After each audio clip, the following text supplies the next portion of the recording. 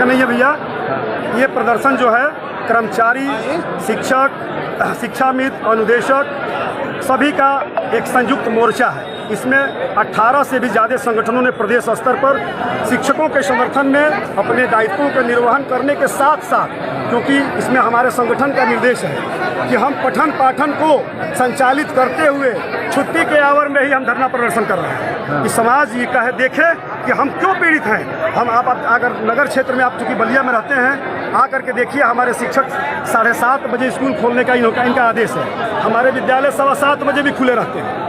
हमारे शिक्षक केवल क्या डिजिटल हाजिरी लगा देना ही शिक्षक को समय से कर देना होगा। हमारी व्यवस्थाएं सुदृढ़ कर, हमारी जो समस्याएं हैं, जैसे मान लीजिए कि शिक्षक अगर 1 मिनट लेट हो जाता है, जो हमारा विद्यालय है वो ग्रामीण परिवेश में अवस्थित होता है ज़्यादातर विद्यालय। इस बरसात के मौसम में जब आप बलिया शहर का स्थिति देखते हैं, जब बारिश होती है तो यहाँ नाव चलने की स्थिति आ जाती है शहर में, तो गाँवों की स्थिति क्या होगी अगर 1 मिनट भी लेट होता है। आज कहने के लिए कहा जा सकता है शासन के मैंने छूट दे दिया, कभी भी हाजिरी हम क्यों बनाएंगे।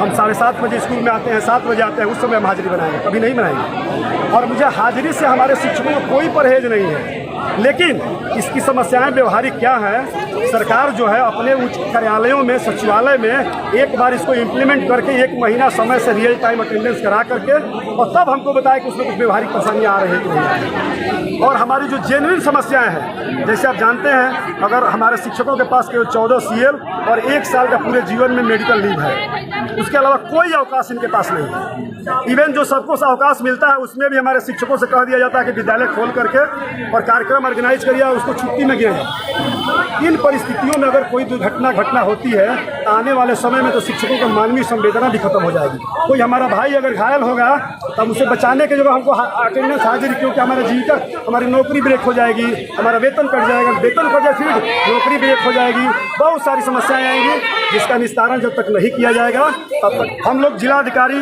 के प्रशासनिक अधिकारी को मुख्यमंत्री से संबोधित ज्ञापन उनको प्रस्तुत किया, जिसमें हमारी 7 मांगे हैं जो आपको मीडिया के माध्यम से, जो हमारे संगठन के माध्यम से आपको मिल जाएगा।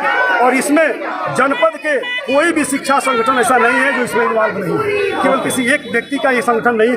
इसमें हमारे केवल संगठन नहीं लड़ रहे हैं, चूँकि आप देखेंगे कि ऑनलाइन हाजिरी का विरोध पूरे प्रदेश में 6,22,000 समथिंग अध्यापक हैं, जिसमें से 6 लाख से ऊपर अध्यापकों, 6,22,000 आज मुश्किल से 200-400 अध्यापक वो भी गलती से उनका दब जाता है। यानी सारे शिक्षक लड़ रहे हैं, केवल संगठन नहीं लड़ रहे हैं, सारे शिक्षकों की आवाज़ चूँकि हम लोग बुलंद कर रहे हैं। एक शिक्षक इसमें लगा हुआ है और इसलिए सरकार को हमारी बातें माननी चाहिए। मामला ये है कि डिजिटलाइजेशन के विरोध में थोड़ा तेज बोलिएगा। हो रहा है, डिजिटलाइजेशन के विरोध में ये हो रहा है। सरकार ज़बरदस्ती हम पर एक डिजिटलाइजेशन काम करा रही है, जबकि कहीं पर आने जाने का रास्ता अगर हम 5 मिनट भी लेट हो जाएंगे तो हमारा वेतन कट जाएगा। आम शिक्षकों की राय है तो हम इसका विरोध कर देंगे। हम भी उसका खिलाफ नहीं है, लेकिन उसके पहले हमारी व्यवस्थाएं जो दिया जाए सरकार की तरफ से, हमारी EL दिया जाए 30 कम से कम हाफ EL की व्यवस्था की जाए। ये सब नहीं हो रही है। अगर किसी की घर में कोई मृत्यु हो जाती है और दाह संस्कार करना पड़ता है तो उसके लिए हमको मेडिकल लीव ले करके और वहाँ अपना कार्य करना पड़ता है।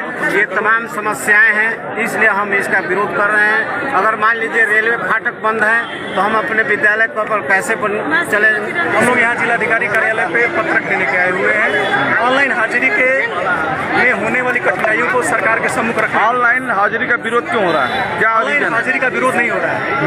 ऑनलाइन हाजिरी में होने वाली कठिनाइयों को सरकार के सम्मुख हम रखना चाहते हैं कि उसका निवारण कर दीजिए, उसके बाद ऑनलाइन हाजिरी लगा। क्या क्या कठिनाई आ रही है? कठिनाई ये है, छोटा सा मैं बताता हूँ उदाहरण। मैं अपने विद्यालय पे चला गया, ठीक है, किन्हीं कारणों मेरा चाबी नहीं निकल पाया, चाबी गिर गया, ठीक है, 1 मिनट लेट हो गया। यदि विद्यालय में एंट्री नहीं किया, उपस्थिति नहीं लगाया तो पूरे दिन का वेतन कट जाएगा, मैं अनुपस्थित हो जाऊंगा। तो मैं सरकार से कहता हूं कि 2-4 मिनट, 5 मिनट या 1 घंटा कोई किसी कारणवश यदि विलम्ब हो गया तो क्या प्राविधान मुझे दे रहे हैं, उसके लिए क्या प्राविधान मुझे देंगे आप, क्या सुविधा देंगे, इसकी बात को आप सुन लीजिए। कुछ इसके लिए हमको समय दे दीजिए।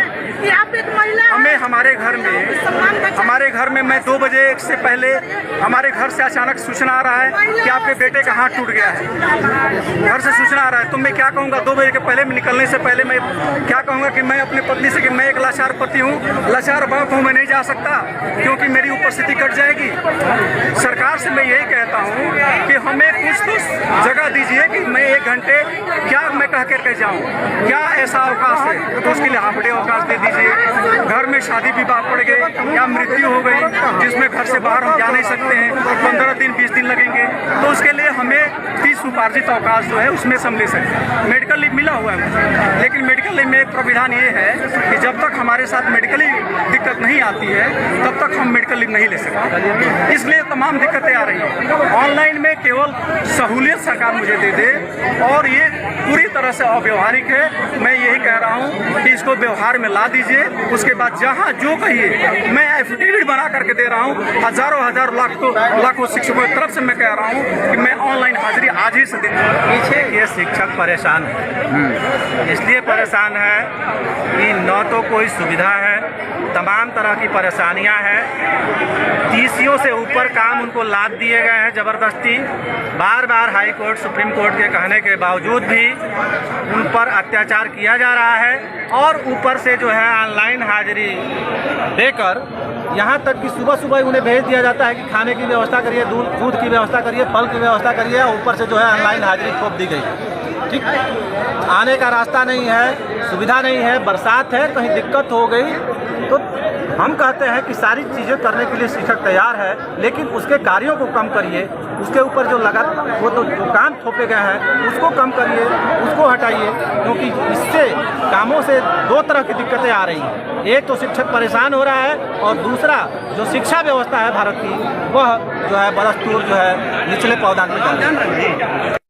डीएम साहब क्या हम लोग ज्ञापन देने आए हैं संयुक्त मोर्चा की तरफ से, महिलाएं भी आए हैं। हमारे संगठन है उत्तर प्रदेश महिला शिक्षक संघ, उसके तहत हमने संयुक्त मोर्चा में अपना समर्थन दिया और हम लोग भी ऑनलाइन उपस्थिति और डिजिटाइजेशन के विरोध में यहाँ पे एकत्रित हुए हैं और आदरणीय मुख्यमंत्री जी को हम लोग अपने तरफ से ज्ञापन दिया है कि हमारी समस्याओं को दूर किया जाए, हमारी मांगों को माना जाए, तब जाके ऑनलाइन अटेंडेंस को जारी किया जाए। ऑनलाइन जो है चीज़ें उसमें क्या व्यवहारिकता, क्या समस्याएं आ रही हैं? समस्याएं ये है कि जैसे हमारे पास अभी 14 CL है, इसके अलावा बीच में आने जाने की कोई सुविधा नहीं है। तो अगर ऑनलाइन अटेंडेंस जैसे कि सुबह 8 बजे लगेगी, फिर उसके बाद 2 बजे लगेगी, तो खुदा न खास्ता अगर हमारे साथ कुछ ऐसी घटनाएं हो जाती हैं जैसे बीच में हमको जाना पड़े, तो अगर हम बीच में जाते हैं तो 2 बजे अगर हम लोग उपस्थिति नहीं लगाते तो हमें अनुपस्थित मान लिया जाएगा। या फिर आने में मान लीजिए आप लोग देख ही रहे हैं कि ऐसे ऐसे जगहों पे विद्यालय हैं जहाँ पे हम लोग सुविधानुसार नहीं जा सकते हैं। कहीं आवागमन की कमी है, तो कहीं दूर दराज में गाँव है, कहीं नदी पार करके जाना है, तो ऐसी दिक्कतें हैं कि हम लोग कभी कभी ऐसा होता है कि समय से नहीं पहुँच पाते। तो अगर हमारे पास हाफ CL होगा तो हम वहाँ पे हाफ CL ले लेंगे। स्कूल से भी हम हाफ CL, EL हमारे पास नहीं है, जबकि सारे राज्य कर्मचारी, पहली बात कि हमें तो राज्य कर्मचारी माना ही नहीं जाता है, तो हमें राज्य कर्मचारी का भी दर्जा दे दे, EL दे दे, तो उसके बाद हम लोग सारे काम जो है सुविधानुसार कर सकेंगे। और जो मानसिक तनाव ऑनलाइन उपस्थिति को लेकर आ रहा है, जिससे शिक्षण कार्य में बहुत सारी परेशानी आ रही है। अभी भी देखिए, जब से ऑनलाइन अटेंडेंस का आदेश आया है, शिक्षक मानसिक तनाव को झेल रहे हैं कि वेतन कटना, जैसे कहा जा रहा है कि स्पष्टीकरण लेके वेतन जारी कर दिया जाएगा, लेकिन पहले भी वेतन कटता है और ये सिर्फ कहा जा रहा है कि जैसे डिजिटल हो जाने से आसानी से काम होगा, ऐसा कुछ नहीं होता है। आज भी डिजिटल होने के बाद भी हमारी महिलाएं, हमारे शिक्षक भाई बहन आज भी भटक रहे हैं अपने कटे हुए वेतन का एरिया निकलवाने में, CCL लेने में, मेडिकल लेने में। इतने ऑनलाइन व्यवस्था के बाद भी हमें ऐसी कोई सुविधा नहीं मिली है। सिर्फ हमारे साथ छलावा किया जा रहा है कि ऑनलाइन उपस्थिति बहुत बेहतर है, कुछ बेहतर नहीं। इससे हम लोग खाली समस्या ग्रसित होंगे और शिक्षण कार्य में जरूर कहीं ना कहीं रुकावट पैदा होगी।